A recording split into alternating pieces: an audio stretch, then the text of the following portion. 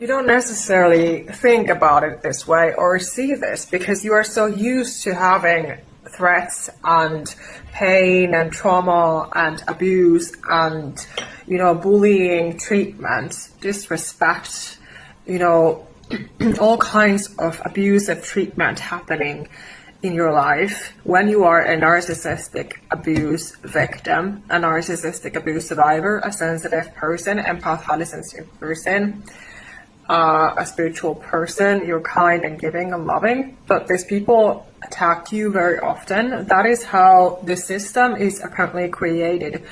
It protects, unfortunately, it protects abusers and gaslights innocent victims, kind people who have done nothing wrong. It makes them the villains. It makes them the bad guys. So again, this is the typical narcissistic pattern. How narcissistic people behave. They want you to believe that you are the problem so that they can avoid taking accountability and responsibility of how they are treating you, of how they are appearing in your life.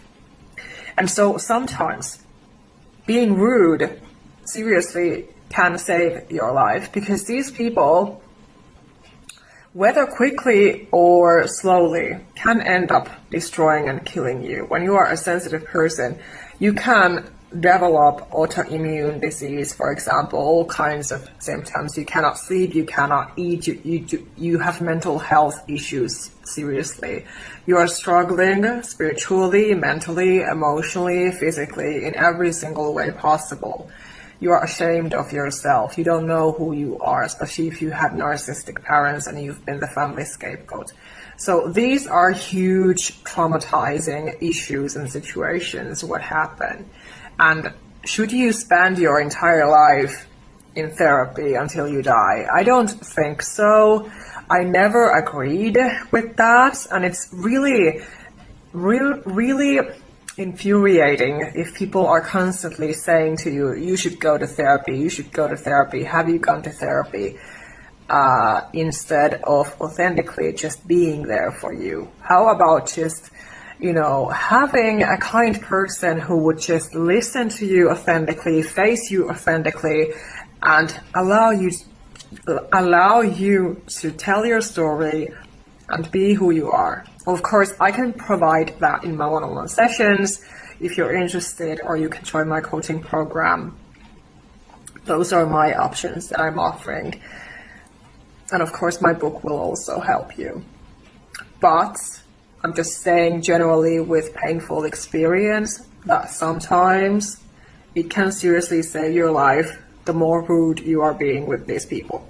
So basically it's like matching their energy, even though you are only setting a healthy boundary in that process. You're protecting your mental health, your peace, your health, your home, your everything, because you have to start learning those healthy boundaries. If you are exhausted, you are feeling like you're lazy, you cannot function, it's a clear, huge sign that you are still not setting those healthy boundaries properly enough. There's something that's lacking. And every feeling, every emotion, every thought has a message. So there is always something behind there. So I do encourage you to pay attention to those, to listen, to go inward, listen. What are the messages that are coming through so that you can support yourself? What are you going through at certain moments, especially if someone is still being mean to you? Because it can happen.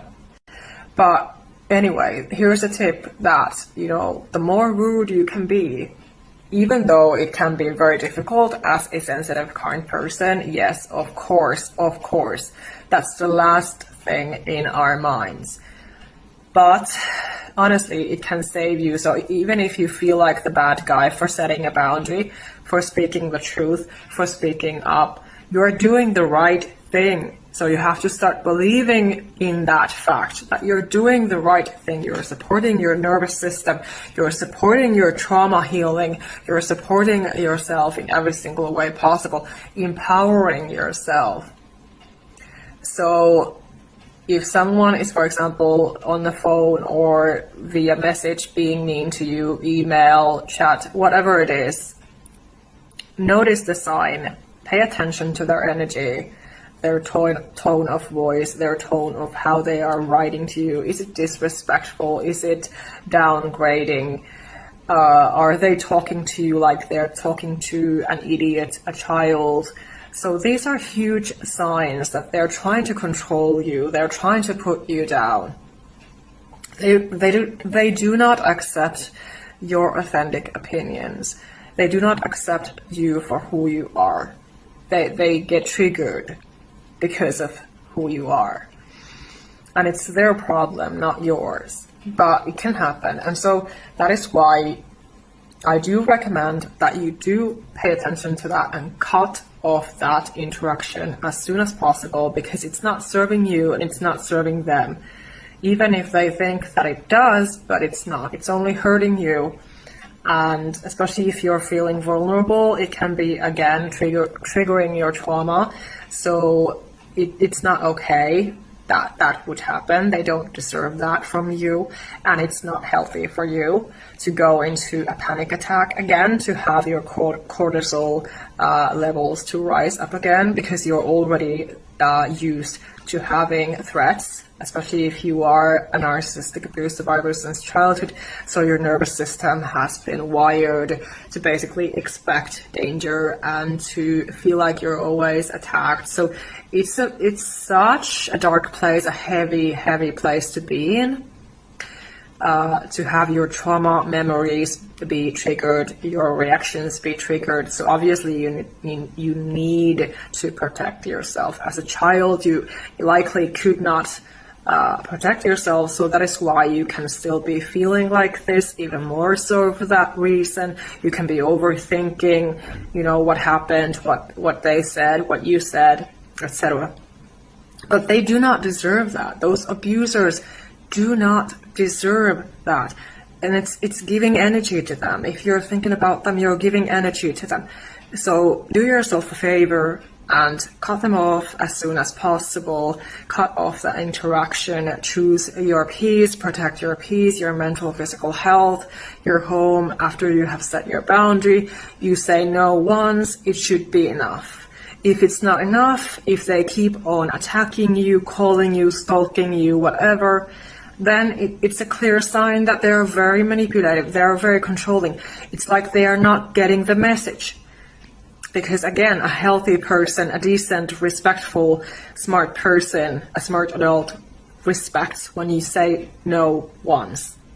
So it's a clear telltale sign that you're dealing with somebody who is intentionally trying to gain that power and control in that situation. If you have cut the situation off and they still keep on contacting you. So I am sure that they understand how they have made you feel in that situation, when they did not even allow you to have normal opinions, to have normal emotions or self-expression or feelings or identity as a sensitive person. And of course, if you have just been recently through something very, very difficult, like lost a loved one or something else very traumatizing, or you're still dealing with narcissistic people in your life. So it's not okay if people are doing that and things are just piling up and piling up and piling up repeatedly. So keep this in mind, that you do have the right, you have to protect your peace, you have to set that boundary, even if you feel like, oh, I'm the bad guy, I'm being so mean, I'm being so rude, oh, this is so difficult. That is just a huge part of that process. And it's a learning process, it's a recovery process. Trauma work, trauma recovery, they take time. So, it's not an overnight miracle.